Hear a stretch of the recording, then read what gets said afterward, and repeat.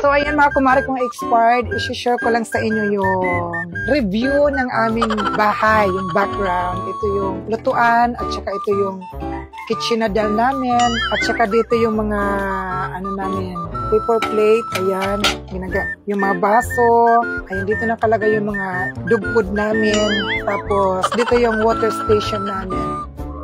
Mayroon kaming baso dito. Ito, baso to ng mga bisita kung nakaluwag-luwag ka lang sa buhay. Dito naman yung bongga na sa buhay.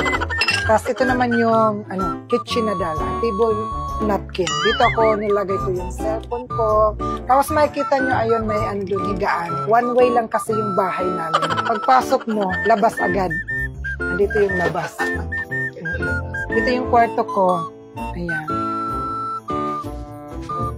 Dito ako nag-go online, lato-lato. Tama na. Tama na ba?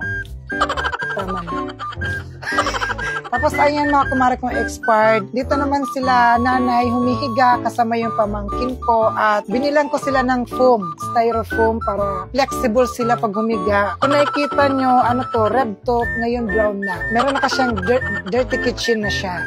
Hindi pa nalalabhan. Binili ko to, may jowa pa ako dati. Ngayon nakamove on na lang ako, feeling ko hindi pa to nalabhan. Ito yung fire exit namin, yung drive-thru namin fire exit. Hindi na namin pinaayos. Ito yung dito kasi yung bahay ng kapatid ko, kapag may kailangan ka, pwede ka lang mag-request. Ayan, dito. For exit. Ayan. Tapos dito lang, ganun lang siya kasimple. Kaya pag andito kayo, pumunta kayo sa bahay, bago kayo pumunta, pinapaamoy ko muna yung higaan namin, kung ano yung amoy, para ma-feel mo yung buhay probinsya. Halika Mari dito. Siyempre, lahat ng pupunta dito parang may alay. Para ma-feel mo yung buhay probinsya, kailangan mo tong amuyin. Para ma-feel mo ang probinsyang probinsya. Lasapin mo ang probinsya, oo. Nakakaloka? Oo. Para ma-feel mo yung probinsya. Ay, wag yan! Sir, Bam-i? Bam-i ka ba? Bam-i? Bambination.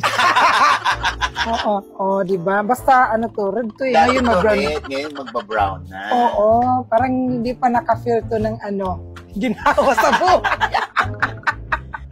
Laban lang. Ito, lupa, Hindi sa semento. Hindi.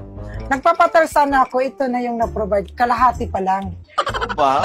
Hindi pa full. Ito lang muna yung napundar ko. Kalahati lang muna. My God. Pero, alam mo, importante, hindi naman yung kung ano itsura ng bahay or gaano kalaki yung bahay, kundi yung ang mga tao ay tao na nakatira dito.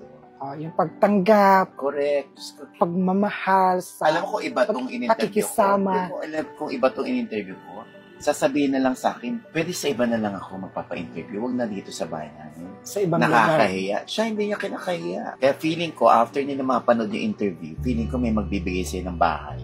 Wow! Thank you so much.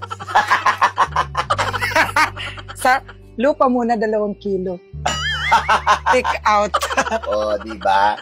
Ayan, soon, papasal ulit tayo rito kasi mag-house tour naman tayo sa bago nilang bahay.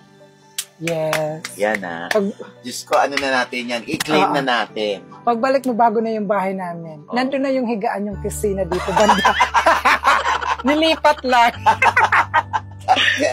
Ayan. Thank you, Miss Catering, sa pagpapapasok mo sa amin sa iyong payak at munting paraiso dito sa Tacloban. Yes, and thank you din dahil nakapasok kayo. Oo naman, Diyos ko naman. Kakaloka. Nakaka-relate ako kasi dahil halos ganito rin yung bahay namin. See? So, tingnan natin, pag naging successful siya at nakapagpundar siya at nakapagpatayo na siya ng bahay, papasyalan ulit natin siya. Wow, yes. Diba? Claim mo na yan. Kung matupad. Next year na yan, Bukas na. Wala pa, di ko alam kung Basta laban lang. Basta claim mo lang. May awa ang Diyos, lalo na napakabait na anak ni Miss Catering. So, thank you so much. God bless you. I love you.